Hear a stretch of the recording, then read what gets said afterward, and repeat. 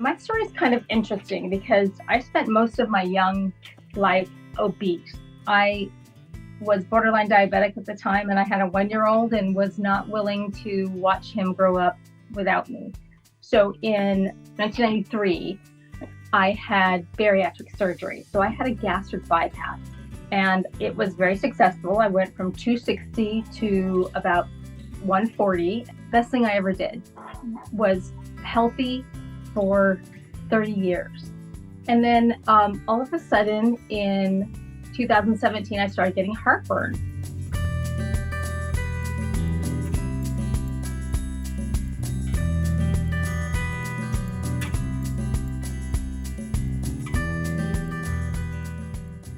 Hi, I'm Leslie Jester. I am a nurse practitioner. I specialize in OBGYN and also bariatric surgery. So I have a lot of history with obesity and stomach issues. In 2017, I started getting heartburn, which I had never had before. It was kind of the perfect storm where there was an excuse for everything. You're anemic because you have a bypass. You are tired because you're in menopause. You have heartburn because you're in menopause. So there was always something to blame. So I got a little frustrated and I changed providers. And by the end of our visit, which was probably an hour long, my first meeting this woman, I had a ultrasound appointment, an EGD appointment.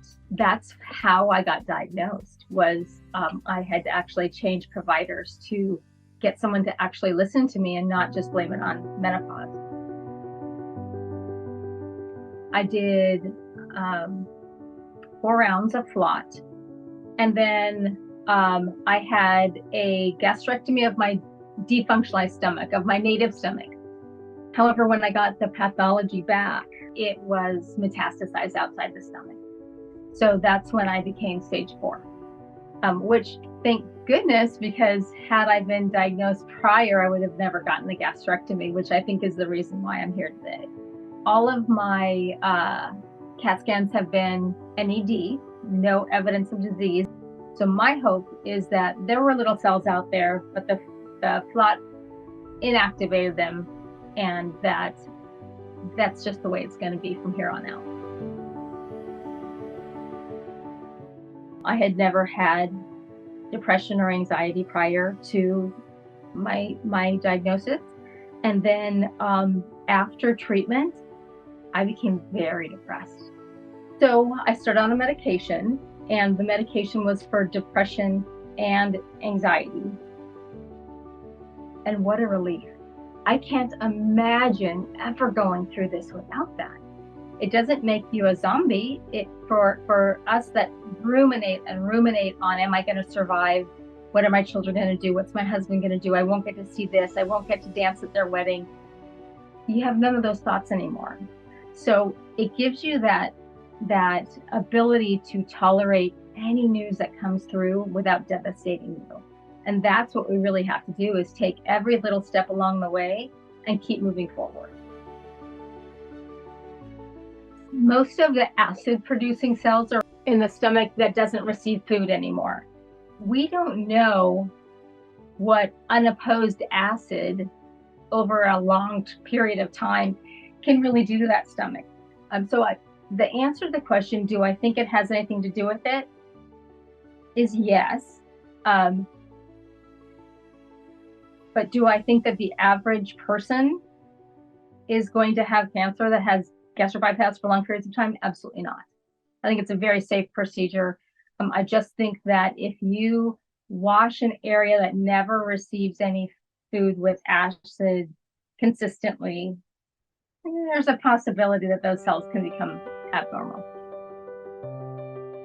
But one thing that I would say that is not addressed enough at all is nutrition after, and that's something that as a bariatric nurse practitioner, I feel very passionate about. Just putting something in your mouth is not nutrition. Just getting fluid into your body is not nutrition. But for those of you out there suffering right now, make sure that you eat your protein first, drink lots of water, make sure that when you eat in this formation: your protein, your vegetable or fruit, and last your starch, like your potatoes, rice, pasta, cereal. Those are the things that'll cause you to dump. Those are the things that'll cause you to have that delayed hypoglycemia. And unfortunately, those are the things that usually go down easiest. So those are often eaten out of necessity. Well, my hope for the future for myself, of course, is I remain an ED. One of the beautiful things that's happened this year for me is that it's not the first thing I think about when I wake up or the last thing I think about when I go to bed, which used to be the case. I have hope for the future now.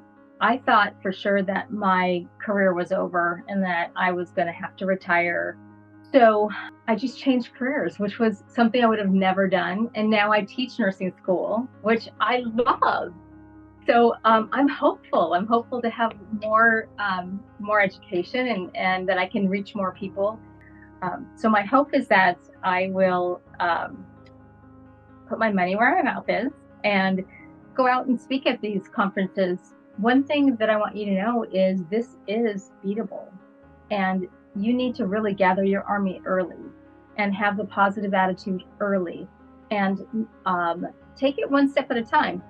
Take the chemo, then take the surgery, then take the chemo, and then the follow-up is really, how can I become a healthier person? Now that I'm 5 years out, I'm kind of just enjoying the fact that I'm 5 years out. That's not something that I expected 5 years ago.